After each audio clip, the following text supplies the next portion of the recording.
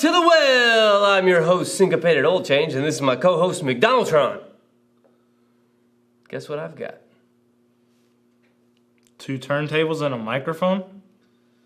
Yes, but that's not the answer that I was looking for. I have lots of candy.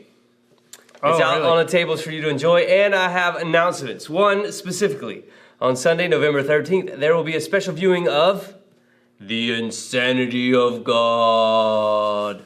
Hey, I've heard that was a good movie. It should be. Sweet. Western Avenue is going to be showing this in the Fellowship Hall this at 7 p.m. on Sunday, November 13th. The movie portrays the true story of Nick Ripken and Ruth Ripken while serving among the persecuted church and witnessing the death of their son. They began to ask this question: is Jesus worth it? So watch this movie. The Ripkens tell their story of being taught by believers who have been persecuted how to follow Jesus, how to love Jesus, how to walk with Jesus day by day, even when he doesn't make sense.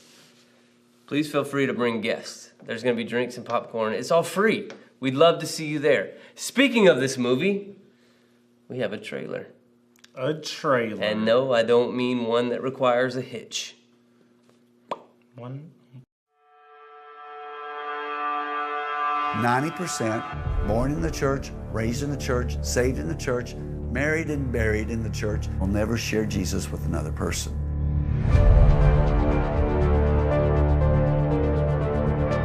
No one had ever sat down with us and said, this is the job of a missionary. It was like getting in a plane in the New Testament and getting off the plane in the Old Testament. It was like I'd flown into hell. We saw what darkness was. We'd seen darkness in Somalia, and all of a sudden now we saw darkness up front and personal in our family. But we had no idea what was coming.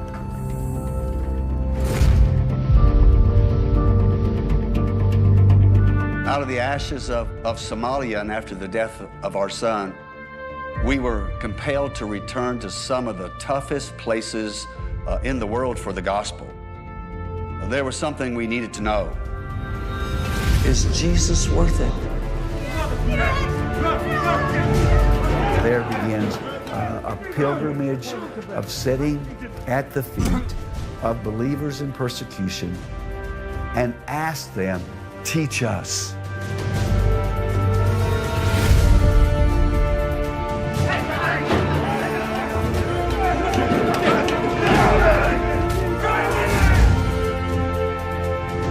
Don't you ever believe that there is a free church and a suffering church. There's just the church.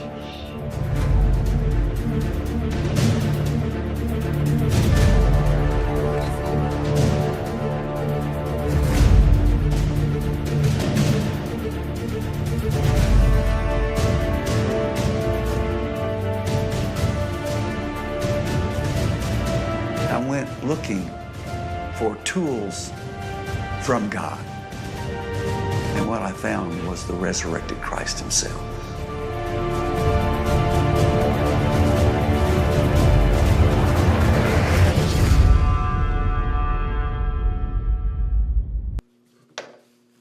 That's awesome.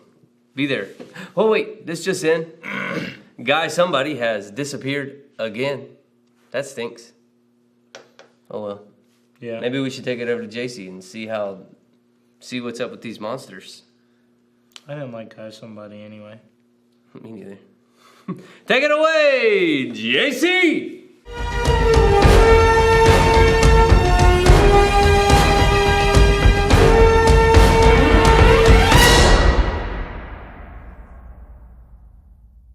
The good news is there will be no more monsters. But unfortunately, the weather seems to be confused. It's not very cold. It's already November, and it's still not cold. Or not as cold as it used to be. It's going to be up in the 80s tomorrow, and then it's going to get back down. Is it summer? Is it fall? Well, whichever it is, this has been the weather. Thanks, JC. Thank you. Now we need to figure out what today is. What's today? Oh, it's in there. Today is Deviled Egg Day. One of the second best days of the year. Deviled eggs is one of my favorite ways to eat eggs. How about you? Scrambled, then deviled. Put a little devil in there and mix it up. That is the best. That is the best. Deviled eggs. I mean, here's a fun fact for you. Fun fact. When you are participating in the culinary enjoyment that is deviled eggs, Really? you are participating as far back as the ancient Romans. Ancient Romans used to eat deviled eggs. However, they didn't call them deviled eggs. I don't know what they called them. But the term deviled wasn't used until the 18th century. That's why they were Because so mean. deviled is a synonym for spicy or Like- zesty. Like, But I make my deviled eggs with little devils. where do you find those? Do you get them at any store? Can't tell you. So enjoy some deviled eggs today.